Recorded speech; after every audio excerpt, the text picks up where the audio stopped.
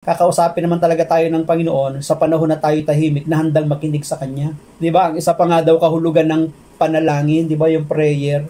Marami kasing kahulugan ng prayer. Ang isang kahulugan ng prayer, paghingi. Pero ang panalangin ay hindi natatapos sa paghingi. Ang ikalawang kahulugan ng panalangin ay pakikipag-usap, conversation. Pangatlong kahulugan ng panalangin is meditating. Continue. Sabi sa ating caption dyan sa live ay walang pandama. Bakit nga ba hindi natin nadadama ang mga nagaganap sa kasalukuyan? Bakit hindi natin nararamdaman, nadarama, bakit hindi matalas yung ating pandama sa mga nagaganap sa kasalukuyan?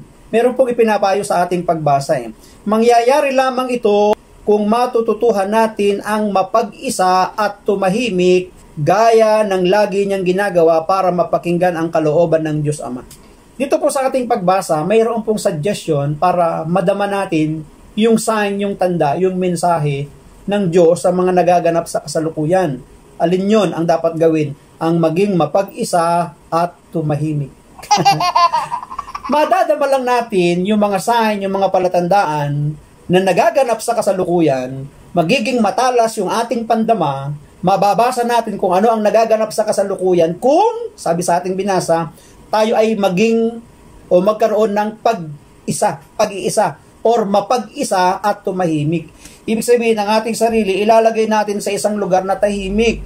Kagaya ng ating Panginoong Hesus, pagkatapos niyang maglingkod, magpagaling, mangaral, gumawa ng himala, ang Panginoon ay lumalayo sa karamihan.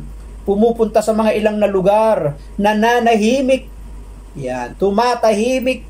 Kaya tayo din, paminsan-minsan, tumahimik din tayo, manahimik din tayo para madama natin, maging matalas yung ating pandinig at pakiramdam sa mga bagay na gustong ipahiwatig at iparating ng Diyos sa atin. Kagaya ng ginagawa ng ating Panginoong Hesus para mapakinggan niya palagi kung ano ang kalooban ng kanyang Ama. Ng ating Diyos na Ama ng ating Panginoong Hesus na atin din pong Ama. Diba? So anong gagawin natin? Kailangan nating mapag-isa at tumahimik. Sa gayoy, magiging bukal tayo ng galak, kapayapaan at pasasalamat sa halip na mitsyang nagdudulot ng lagim, kamatayan at mga sigalot. Masyadong matapang yung pagkabasa, yung pagkasulat na atin pong binasa, di ba? So, ano ang dapat? Mapag-isa at tumahimik tayo. At sabi dito, sa gayoy, magiging bukal tayo ng galak, kapayapaan at pasasalamat sa halip na mitsyang nagdudulot ng lagim, kamatayan at mga sigalot. Ba? Tama din naman yun eh. Kakausapin naman talaga tayo ng Panginoon sa panahon na tayo tahimik na handang makinig sa Kanya. Di ba? Ang isa pa nga daw kahulugan ng panalangin, di ba, yung prayer. Marami kasing kahulugan ng prayer. Ang isang kahulugan ng prayer, paghingi. Pero ang panalangin ay hindi natatapos sa paghingi. Ang ikalawang kahulugan ng panalangin ay pakikipag-usap, conversation. Pangatlong kahulugan ng panalangin is meditating, pananahimik.